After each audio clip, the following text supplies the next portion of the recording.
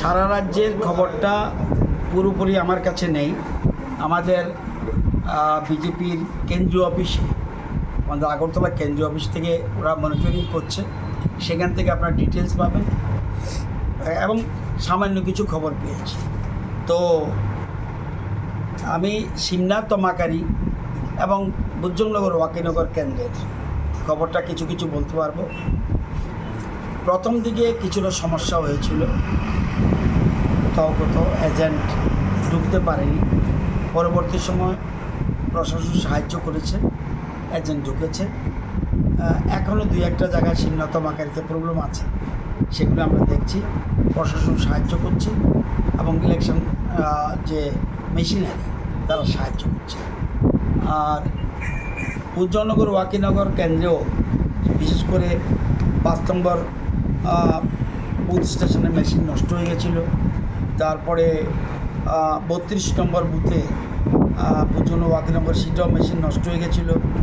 8 নম্বর বুথে মেশিন নষ্ট হয়েছিল, পরবর্তী সময় মেশিন ঠিক করে চেঞ্জ করে দেওয়া হয়েছে। তো আপাতত মেজর কোনো ঘটনা নেই। এখন মাত্র 7টা থেকে ভোট শুরু হয়েছে, তো 2.5 ঘন্টা 3 ঘন্টার মতো গেছে। এখন পর্যন্ত পরিস্থিতি কিছু বেটার আছে বলে আমার মনে হয়, যতটা আমি বুঝি। যেহেতু আমি মন্ত্রী, সেই হিসাবে এডিসি এলাকায় আজকে ভোটের দিন মনে যেহেতু ভোট নেই আমার, সেই জন্য সেখানে যাওয়াটা আমার সঠিক হবে না।